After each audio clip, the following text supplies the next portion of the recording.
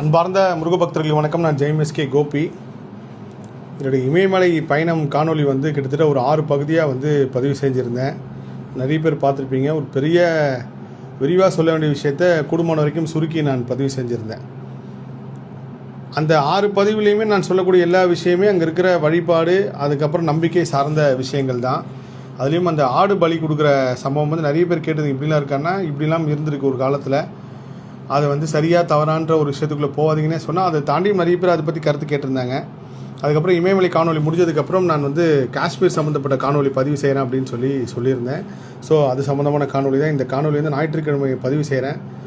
மணி இப்போது 2 மணி. என்னோடய தியானம் முடிச்சுட்டு, ஏன்னா என்னோடய இமயமலை பயணம் சார்ந்து நிறைய பணிகள் இருந்தனால பொதுவாகவே தியானம் முடிச்சுட்டு நள்ளிரவில் தான் அந்த காணொலியில் நான் பதிவு செய்வேன். அது அந்த சமயம் தான் சொல்கிறப்பையும் கூட ரொம்ப ஒரு புத்துணர்ச்சியோடு இருக்கும். அதை நான் பல தடவை நம்பியிருக்கேன். போன காணொலியும் அந்த மாதிரி தான் நான் பதிவு செஞ்சேன்.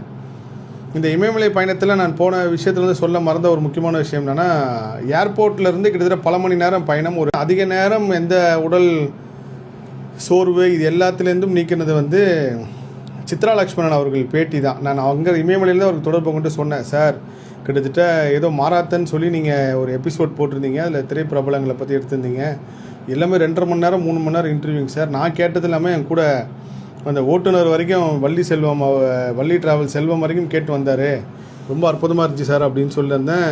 உண்மையிலே அவர் எடுத்த நேர்காணல் ஒரு 2.5-3 மணி நேரம் ஒவ்வொரு பேட்டியும் இருந்துச்சு. அதில் சில முக்கியமான விஷயங்கள் கேட்டு போன நம்ம கலைப்புலி தானனாக இருக்கட்டும், இயக்குனர் கௌதம் மேனன் பேட்டி, இவங்க எல்லாமே நான் சினிமாவில் இருந்து பல சம்பவங்கள் பார்த்ததுனால அது எல்லாமே ரொம்ப கனெக்டாக இருந்துச்சு. அதுக்கப்புறம் ராஜேஷ் சார் அவரோட பேட்டி. ராஜேஷ் சார் அவர்கள் இமயமலை பயணம் முடிச்சுட்டு அங்கேருந்து காஷ்மீர் போகிற வரைக்கும் கிட்டத்தட்ட அவரோட வீடியோ மட்டுமே ஒரு 45-50 வீடியோ நான் கேட்டிருப்பேன். ஏன்னா நான் என்னோடய கர்ம ஆராய்ச்சியில் எங்கேயாவது ஒரு இடத்துல அவரோட பேட்டியில் பதில் கிடைக்கும். ஸோ ஒரு பெரிய அற்புதம் தான் இந்த பயணத்தில் இவங்க இருந்தது. சித்ரா லக்ஷ்மண் சாருக்கும் பெரிய நன்றி. அதில் ரொம்ப முக்கியமான ஒரு பேட்டி பிறைசூடன் அவர்களோட பேட்டி கேட்டேன். கவிஞர் பிறைசூடன் அவர் எல்லா பேட்டிலையும் அவருக்கு சித்ரா லக்ஷ்மண்கிட்ட கொடுத்த பேட்டியாக இருக்கட்டும், இன்னும் ஒரு சில பேட்டியில் சார் நான் ரொம்ப வாயால் கெட்டுட்டேன், நான் எல்லாம் ரியலைஸ் பண்ணுறப்போ எல்லாமே மாறிடுச்சு, நான் ரொம்ப விஷயம்லாம் ரொம்ப பக்குவமாக ரொம்ப தெய்வீக பக்தி உடையவர், நிறைய விஷயங்கள் பதிவு பண்ணியிருந்தார். ஒரு பெரிய ஆச்சரியம் என்னென்னா, கவிஞர் பிறைசூடன் அவர்கள் நான் வீடியோ பார்த்துட்டு வரப்போ அவரோட மகன் கவின் எனக்கு பழக்கம். நான் திரைத்துறையில் விநியோகஸ்தராக இருக்கும்போது அவர் இசையமைப்பு சார்ந்த ஒரு படம் நான் ரிலீஸ் பண்ணுறப்போ அதில் பழக்கமானார். அவரோட பையன் தான் தெரியும், ஆனால் ரொம்ப டீப்பாக பேசினதில்லை. அவர் ஒவ்வொரு பேட்டிலையும் சொல்கிறப்போ என்னோடய இறப்பு தேதி முன்கூட்டியே தெரியும் சார், இந்த டேட் வரைக்கும் நான் இருப்பன வரைக்கும் சொல்லியிருக்காரு அப்படின்னாரு. அதுக்கப்புறம் நான் இமயமலையில் இருக்கும்போது கரெக்டாக போயிட்டு வந்ததுக்கப்புறம் அவர் என் ஃபேஸ்புக் நண்பராக இருக்கார். அவர் சொன்ன ஒரு சில விஷயங்கள் கவின்கிட்ட கேட்கலாம் அப்படின்னு சொல்லி கவினை தொடர்பு கொண்டிருக்கப்போ அவர் சொல்கிறார், நான் இன்றைக்கி தான் உங்களை நினச்சேன், காலையில் நான் உங்கள்கிட்ட பேசணும்னு சொல்லிட்டு உங்கள் இமயமலை சார்ந்து எல்லா பயணமும் வீடியோ எல்லாம் பார்த்தேன் அப்படின்னாரு. எனக்கு பெரிய ஆச்சரியமாக இருந்துச்சு. நான் முழுக்க உங்கள் அப்பா காணொலி தான் அங்கே பார்த்துட்டு போனேன். அதில் ஒரு பல விஷயம் சொல்லியிருந்தேன் நாடி ஜோதிடம் சார்ந்த. இப்போ சமீபத்தில் நான் நாடி ஜோதிடம் சார்ந்த ஒருத்தரை அது ஒரு பெரிய ஆய்வுக்குள்ளே இருக்குது, அதை நான் விரிவாக சொல்கிறேன். அவரை பற்றி ஒரு மாநிலத்தோட துணை முதலமைச்சர் பதிவு செஞ்சுருக்கார். ரொம்ப ஓப்பன் சேனல்லே சொல்லியிருக்காரு. அவர் எனக்கு கும்பகோணம் மயிலாடுதுறை போகும்போது அவங்க எனக்கு அப்பாயின்மெண்ட் கொடுத்தனால போக முடியல. நான் ஆல்ரெடி நாடி ஜோதிடம் பார்த்தனால இது முழுக்க ஒரு ஆராய்ச்சி சம்மந்தமாக நிறைய விஷயம் கேட்கணும் அப்படின்னு சொன்னப்போ அது சார்ந்து தான் பிறைசூடன் ஐயாவும் பேசியிருந்தார். எனக்கு பெரிய ஆச்சரியமாக இருந்துச்சு. அப்போது கவின் அவர்கிட்ட பேசி வச்சதுக்கப்புறம் ஒரு தியானத்தில் ஒரு உத்தரவு வருது. கவின் அவர்கள்ட்ட நான் தொடர்பு கொண்டு ஒரு பாட்டு ஒன்று பண்ணணும் முருகருக்கு, நீங்கள் பண்ணுங்கள். ஏன் அவரே சொல்கிறார், என்னோடய பையன் இந்த நிலைமையில் இருப்பார், இதுக்கப்புறம் இப்படி ஆவார் அப்படின்னு சொல்லி. இது முருகப்பெருமான் கொடுத்த உத்தரவாக தான் நான் பார்த்தேன். அவர் கவின்கிட்ட சொன்னேன், முருகருக்காக ஒரு பாட்டு பண்ணும். ஆல்ரெடி நான் திரு சத்யா மியூசிக் டைரக்டர் அவர்களுக்கு இன்னும் ஒரு பெரிய பாடல், ஒரு பெரிய பட்ஜெட்டில் அந்த வேலைகள் நடந்துக்கிட்டே இருக்குது. அதை அவர்கிட்ட சொல்லி எனக்கு தெரிஞ்சு நீங்கள் ஒரு பாடல் பண்ணுங்கள், அது தனியாக போட்டோம் அப்படின்னு ஒரு பெரிய ஆச்சரியம். அது கரெக்டாக செவ்வாய்க்கிழமை அவர் டியூன் அனுப்புகிறாரு. இதை பற்றி நான் அவர்கிட்ட நான் பதிவே செய்கிறேன்னு சொல்லியிருந்தேன் காணொலியில்.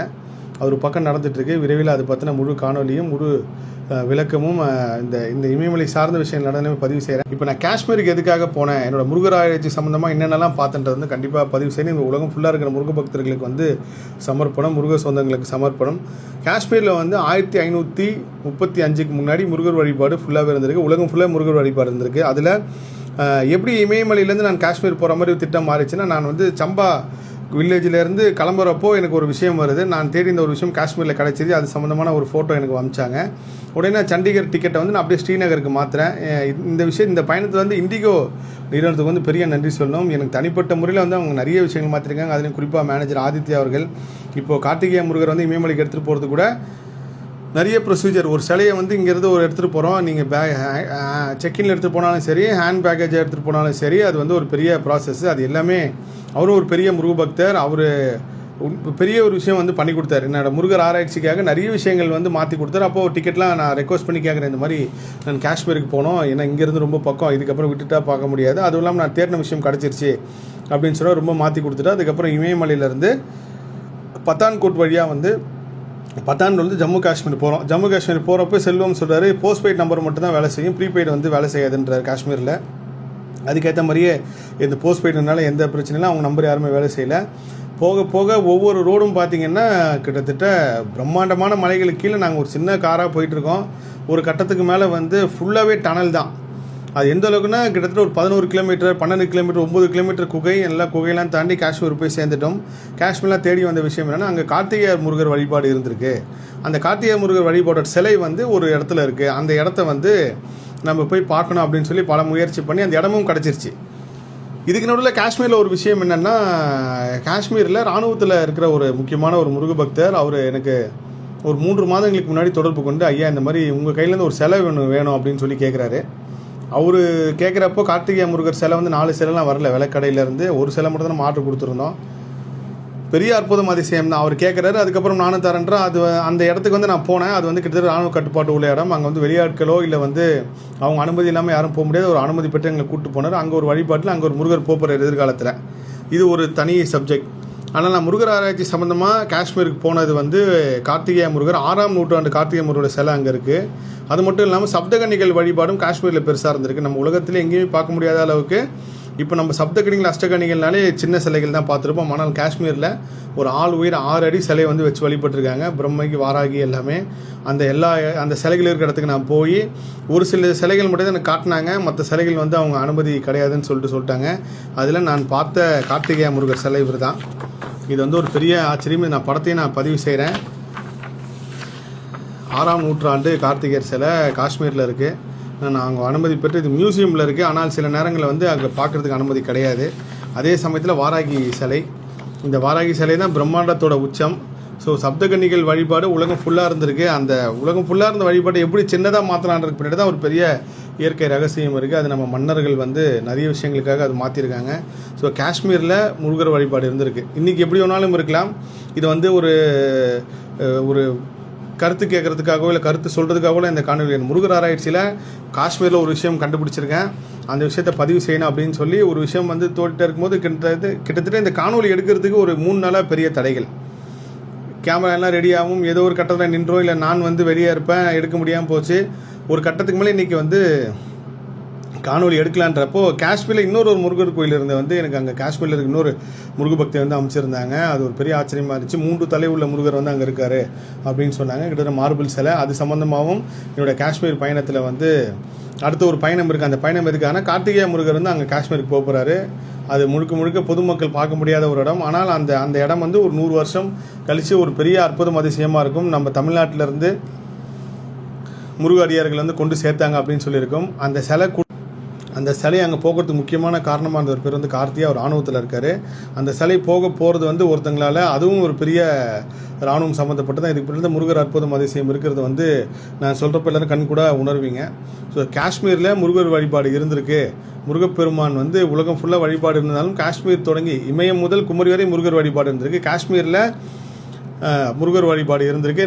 பெரும்பாலான சிலைகள் வந்து மூக்கு உடைப்பட்டு இருக்கும், எல்லா சிலைகளும். அது காரணம் வந்து என்னென்னா, முகலாயர்கள் படையெடுப்பு வந்தப்போ பொதுவாக வந்து அவங்க சிலையோட மூக்கு தான் உடைச்சாங்க. ஏன்னா வந்து கை கால் உடைஞ்சாலும் நம்ம தலையை வச்சு வழிபட்டுருப்போம். ஸோ இது வந்து நான் வந்து சரி தவறுலாம் சொல்லவில்லை, அவங்க ஸ்டைல் அந்த மாதிரி பண்ணாங்க. அதனால பெரும்பாலான சிலைகள் மூக்கு உடைஞ்சிருக்கு. இதில் வந்து இந்த முருகர் பார்க்குறப்போ ரொம்ப கூஸ்பம்ஸாக இருந்துச்சு. இந்த கார்த்திகேய சுவாமி 6ஆம் நூற்றாண்டு சிலை ஹிஸ்ட்ரியோடு வச்சுருக்காங்க. இன்னொரு பெரிய விஷயம் என்னன்னா, நம்ம தமிழ்நாட்டில் வந்து விநாயகர் வந்து மூத்தவர்னு சொல்லுவோம். காஷ்மீரில் வந்து முருகப்பெருமான் தான் மூத்தவர். வட இந்தியாவில் இப்போ வரைக்கும் இமாச்சல பிரதேசில் பெரும்பாலான இடங்களில் வந்து முருகப்பெருமான் தான் மூத்தவராக இருந்திருக்காரு, விநாயகர் இளையராக இருந்திருக்காரு. அது ஒவ்வொரு காலகட்டத்தில் ஒரு வழிபாடாக இருந்திருக்கு. ஸோ என்னோட காஷ்மீர் பயணம் வந்து நீங்கள் செவ்வாய்க்கிழமை இந்த காணொலி பார்ப்பீங்க. அந்த சமயத்தில் வந்து நான் இமயமலையில் பயணிச்சுட்டு இருப்பேன். இந்த காணொலி பாருங்கள். காஷ்மீர் சம்மந்தப்பட்ட இன்னும் நிறைய அற்புதம் அதிசயங்கள் இருக்குது. அது விரிவாக ஒன்றுன்னா பதிவு செய்கிறேன். முடிஞ்சால் நேர்காணலையும் நான் பதிவு செய்கிறேன். என்னோடய இமயமலை பயணத்துக்கு அன்பும் ஆசீர்வாதம் கொடுத்த எல்லா முருகர் சொந்தங்களுக்கும் என் மனமார்ந்த நன்றி. எல்லா புகழும் முருகனுக்கே நன்றி.